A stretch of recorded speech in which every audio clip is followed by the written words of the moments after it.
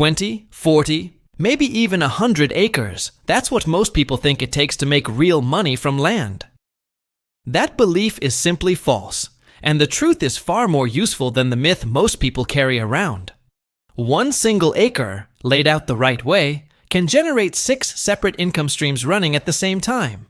This breaks down the exact layout, the exact math, and the exact dollar amounts behind every single stream. No guesswork, no vague, it depends answers. Just real numbers pulled straight from an actual working acre. Some of these streams pay weekly. Others hit once a season and cover an entire mortgage payment outright.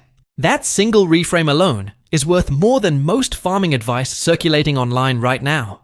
Stacked together, they can realistically replace a part-time job, sometimes considerably more than that.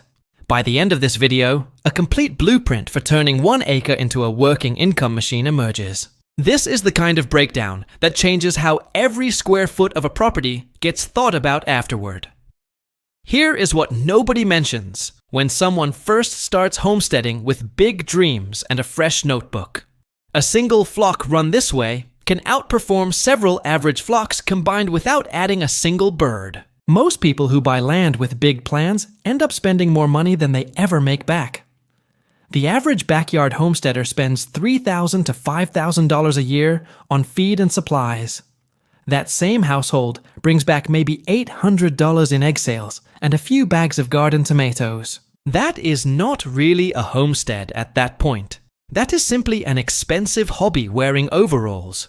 It's an easy trap to fall into, watching someone online with a beautiful farm and 15 animals running smoothly.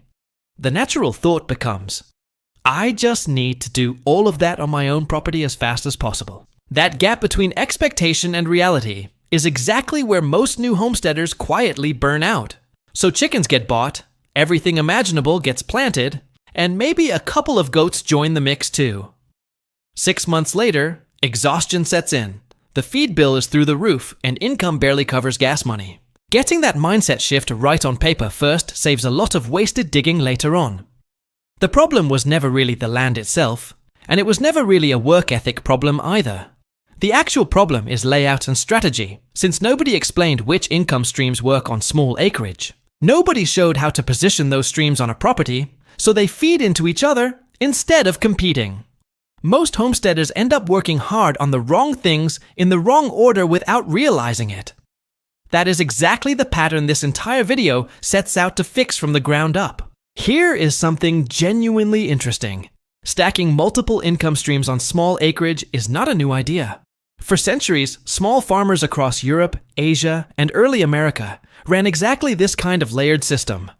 A cottage garden fed the family directly, while a small flock produced eggs for the table and extras to sell. Recognizing that pattern early saves years of wasted effort spent chasing the wrong priorities entirely. Herbs got dried and sold at market, beeswax became candles, and fruit became preserves for the winter months. Every single corner of the land had a specific job assigned to it within that older working system. That kind of connection between zones is exactly what separates a system from a random collection of projects. Those families never had 200 acres. They had 1 or 2, and they built real livings from it. They understood something modern agriculture quietly made most people forget over the following decades. Profit per square foot matters more than total acreage ever really does in the long run. A well-managed quarter acre of high-value crops can genuinely out-earn many acres of commodity production. That is not opinion. That is simply documented agricultural history from small farms across multiple continents. Somewhere along the way, commercial farming convinced everyone that bigger automatically meant better. More land, more animals, more equipment, and more debt became the default assumption for anyone farming. Smallholders started copying that exact model, which becomes a losing game on 1 acre against a huge operation. That older generation never needed a spreadsheet to understand which corner of land earned its keep. What follows here is the old model rebuilt with modern numbers attached to every single piece of it. 6 income streams get mapped onto a single acre with the exact math behind each and every one. This isn't theory sitting on a whiteboard somewhere. This comes from an actual working layout tested in practice. Stream number 4 is the one most homesteaders completely overlook, and it deserves close attention later on. Picture 1 acre from directly above, divided cleanly into 6 distinct zones across the property. Each zone runs its own income stream, and some of those zones overlap and feed directly into each other. That overlap is entirely by design, rather than an accident of how the layout happened to come together. Zone 1. Cut flower farming, occupying a 1/4 acre of the total available space on the property. This is the highest profit per square foot zone on the entire acre, and it isn't particularly close. Cut flowers, dahlias, zinnias, sunflowers, and snapdragons rank among the most overlooked income streams available. Rebuilding that same logic with modern pricing data is really what this entire breakdown accomplishes. Low daily maintenance combined with strong margins is a rare pairing anywhere on a working property. A well-managed 1/4 acre of flowers can produce 400 to 600 bouquets across a single season. At $10 to $15 per bouquet, sold direct to consumers, that generates $4,000 to $9,000. All of that comes from one relatively small section of an otherwise ordinary residential property. 3 distinct ways exist to sell that harvest, starting with a roadside cooler running on an honor system. That approach requires 0 labor at the actual point of sale, which matters enormously for a busy schedule. A flower subscription, where customers pay upfront for weekly bouquets, smooths cash flow beautifully across a season. You pick days during peak bloom. Let families pay an entry fee plus a per-stem price for what they cut. A property that pays for its own upkeep feels fundamentally different from one that only costs money. Here is the part most people miss entirely about a flower field sitting on their own property. That field isn't just a crop growing in rows, it functions as a genuine backdrop for something else entirely. That connects directly into a later income stream covered further into this exact same breakdown. That kind of stacking is exactly why some sections of a small property outperform far larger ones. The work involved is real: succession planting, deadheading, early morning cutting, and proper water conditioning. Dollar for dollar though, nothing else on this acre matches the return per square foot of a well-run flower plot. The next zone is where steady, dependable weekly cash flow genuinely starts to happen on this property. Zone 2, pastured poultry for eggs, occupying roughly 1/8 of an acre for a modest-sized flock. Eggs function as the gateway livestock product, and almost every homesteader starts exactly here for good reason. Demand for fresh, pasture-raised eggs stays steady in nearly every community regardless of local economic conditions. Here is exactly where most people leave real money sitting on the table without ever realizing it. Eating eggs get sold at $5 or $6 a dozen, and the math barely breaks even after feed costs. The real money in a small flock isn't just table eggs, it sits higher up the pricing pyramid entirely. None of this requires guessing, since every figure here comes from an actual operating layout. Hatching eggs from heritage breeds sell for $30 to $60 per dozen at the right customer base. 0 labor at the point of sale is worth more than it sounds once a season gets genuinely busy. Day-old chicks sell for $5 to $15 each, depending on breed and local demand. Started pullets at point of lay can go for $25 to $40 per bird sold directly. That same flock, sold to the right customer at the right time, transforms the underlying economics completely. Running 30 to 40 hens with 2 or 3 roosters from a known heritage breed changes everything. Between table eggs, hatching eggs, and chick sales each spring, this setup can realistically pull real income. $3,000 to $6,000 a year is achievable from 1/8 of an acre managed well. Feed cost for that flock runs $150 to $200 a month on average. Revenue from selling genetics rather than just breakfast eggs covers that feed cost and then some extra. Every bit of chicken manure produced flows straight into a later zone, so nothing gets wasted at all. Stream number 3 is one most homesteaders completely overlook, and it may be the most passive income here. That backdrop value is easy to overlook until it starts showing up as its own separate income line. Beekeeping and honey-based products occupy minimal footprint along the property edge of the acre. 2 to 4 hives along the property line is genuinely all it takes to start this income stream. A single strong hive can produce 30 to 60 pounds of honey in a genuinely good year. At $12 to $18 a pound sold direct, That works out to $360 to over $1,000 per hive. The real margins, though, sit not in raw honey, but in what that honey eventually becomes through processing. Infused honeys with herbs or chili peppers, whipped honey, and beeswax candles all command premium prices. Lip balms and salves made from that same beeswax multiply the base ingredient's value 3 to 5 times over. Catching that pattern in year 1 saves years of wasted motion chasing the wrong priority first. 4 hives with a modest value added product line can realistically generate $3,000 to $5,500 yearly.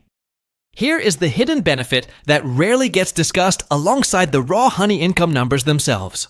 Those same bees pollinate the flower field and berry patch simultaneously while producing honey on the side. A flock priced around genetics rather than breakfast changes the entire financial picture almost overnight. They aren't just an isolated income stream, they actively boost every other zone across the whole property. Selling the experience alongside the product is a detail worth testing on almost any small farm.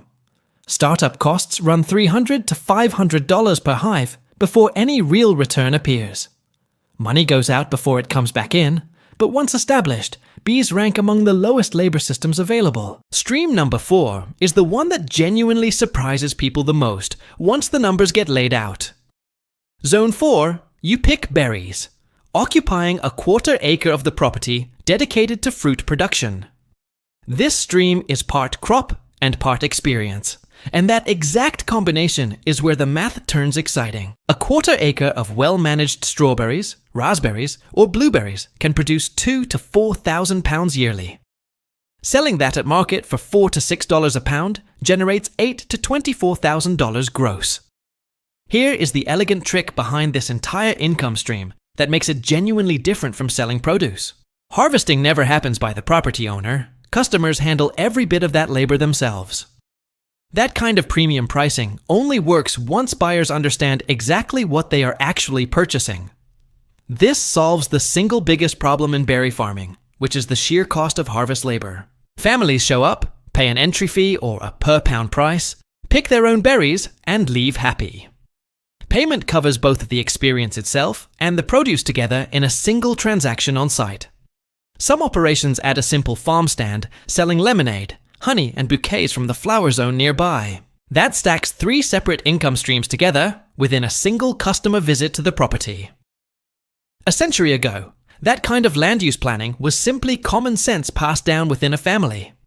Realistically, a small you-pick operation on a 1/4 acre nets $4,000 to $8,000 across the season. A clear picture of true costs is what turns hopeful guessing into a genuine, repeatable business plan.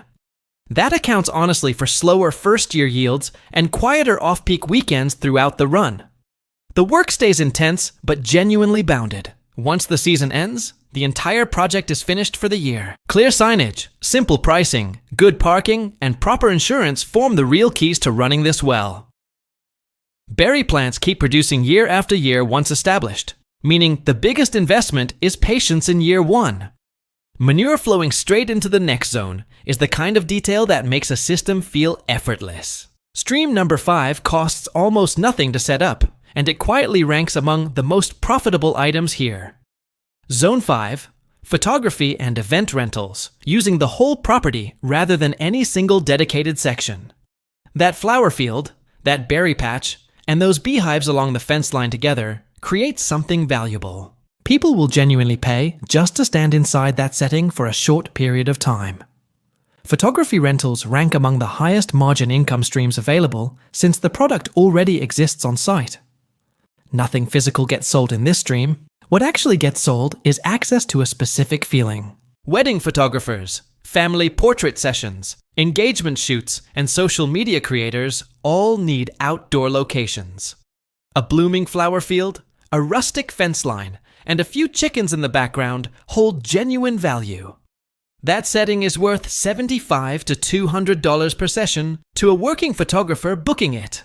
Running 2 sessions a week during peak bloom season, roughly 8 to 10 weeks, adds up quickly. Passive income on a homestead is rare enough that beekeeping deserves more attention than it usually gets. That generates $1,200 to $4,000 from something requiring 0 additional planting or labor. 0 product cost gets added on top of any of that, since the property itself is the entire product. The final zone is the one that quietly ties this whole 6-stream system together into one loop. Applying current pricing data to that older logic is essentially what this whole breakdown does. Zone 6, compost and worm castings, tucked into a small corner covering roughly 1/16 of an acre. This is the income stream hiding in plain sight, and it runs entirely on waste from every other zone. Chicken manure from the poultry zone, spent flower stems, berry trimmings, and kitchen scraps all feed into it. Customers picking their own harvest turns a labor cost into a genuine revenue stream instead. All of that material feeds a worm bin or compost system, producing 2 genuinely in-demand products. Finished compost and worm castings both sell reliably within almost any local gardening community available. Worm castings sell for $1 to $3 per pound, depending on local demand and packaging. A well-managed worm bin producing 50 to 100 pounds monthly generates $600 to $3,600 yearly. Turning a raw ingredient into several finished products is where the real margin quietly lives. The worms themselves sell to fishermen, gardeners, and other composters looking to start their own bins. Bagged compost sells directly to landscapers and backyard growers looking for quality soil amendments. Total realistic income from this corner runs $1,500 to $4,000 yearly from a tiny space. That entire output comes from a space roughly the size of a single parking spot on the property. Here is the real beauty hiding inside this particular zone compared to every other stream already covered. This zone feeds every other zone directly, with castings returning to flower beds, berry rows, and garden soil. The entire fertility loop closes completely, meaning fertilizer stops getting purchased from any outside source. That represents money saved sitting directly on top of money earned from the same small corner of land. A dollar not spent is genuinely worth more than a dollar earned once taxes and effort get considered. It shows up reliably every single year, without fail once the system gets properly established. Bees boosting every other zone simultaneously is a benefit most people never factor into the math at all. Now for the full math across all 6 zones, combined into one complete annual picture. Layering income streams like this is exactly why small, well-planned land can outperform larger, unplanned land. Zone 1. Cut flowers, $4,000 to $9,000 a year from a 1/4 acre of blooms. Zone 2. Pastured poultry and genetics, $3,000 to $6,000 from an 1/8 of an acre. A visit that stacks several small purchases together adds up faster than any single big sale would. Zone 3. Bees and value-added honey products, $3,000 to $5,500 from the property edge. Zone 4. You pick berries, $4,000 to $8,000 from a 1/4 acre of fruit. Zone 5. Photography and event rentals, $1,200 to $4,000 from the whole property. Zone 6. Compost and worm castings, $1,500 to $4,000 from a tiny corner.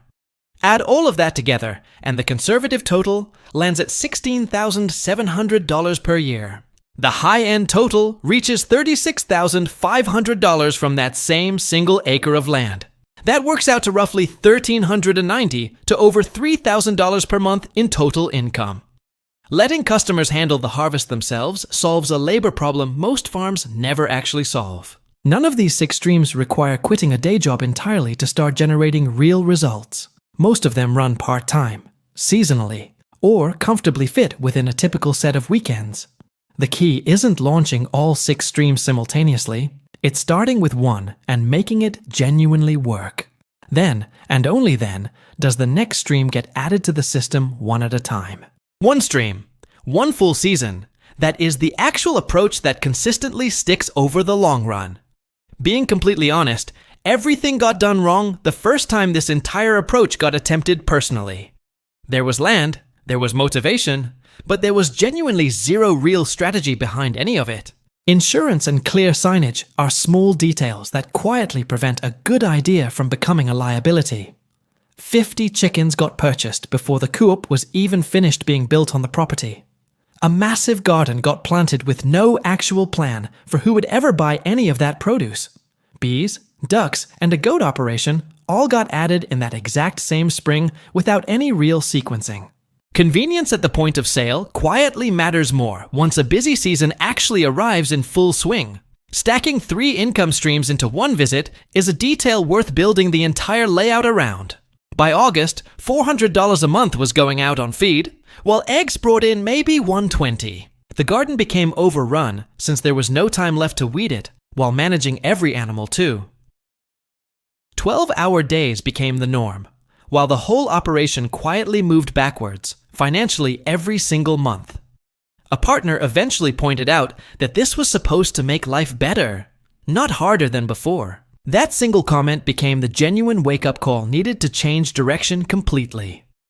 Everything stopped at that point, followed by sitting down with a notebook to map out real costs. Each project's actual cost in time, money, and energy got compared honestly against what it brought back.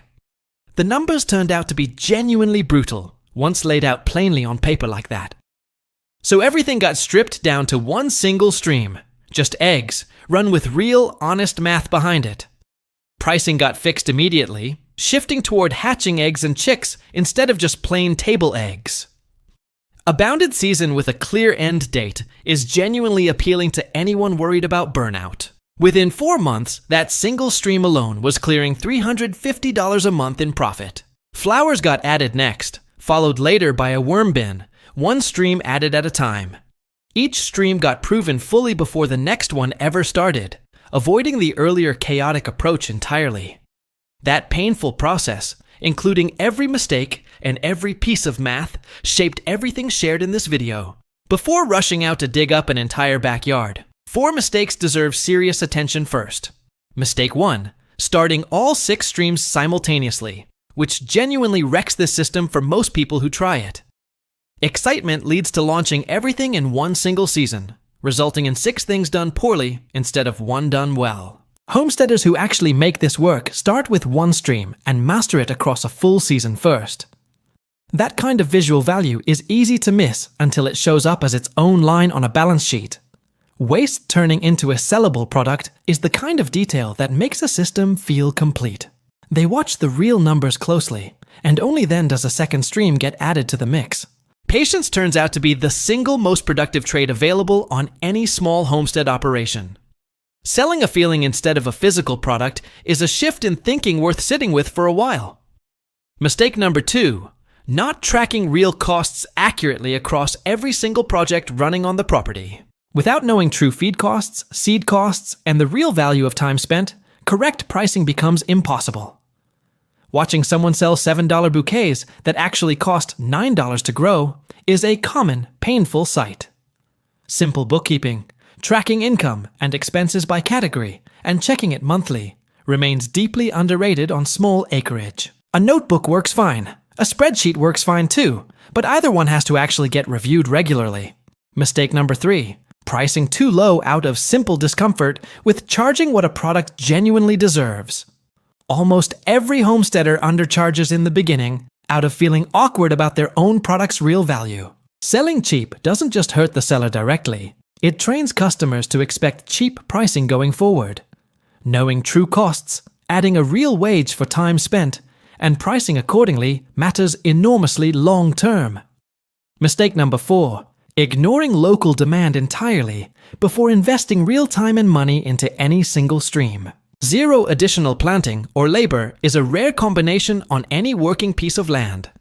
Beautiful lavender means nothing if nobody within 30 miles actually wants to buy any of it. Before planting or building anything, asking at least 5 real people whether they would pay matters enormously.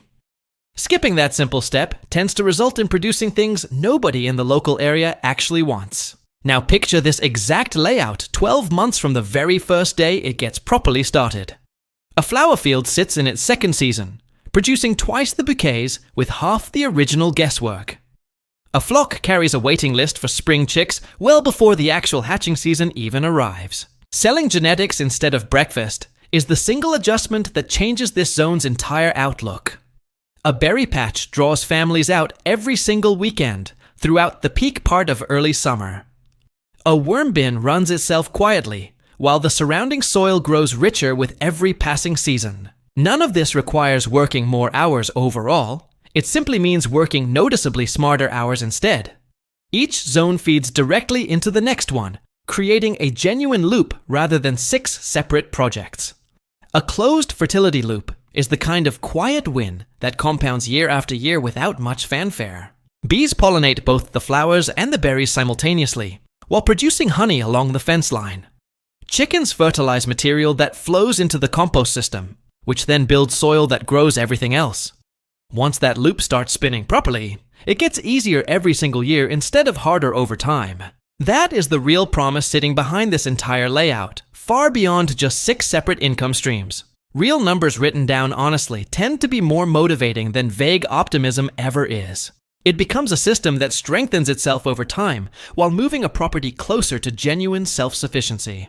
Buyers only pay a premium once they understand exactly what makes a product different from the basics.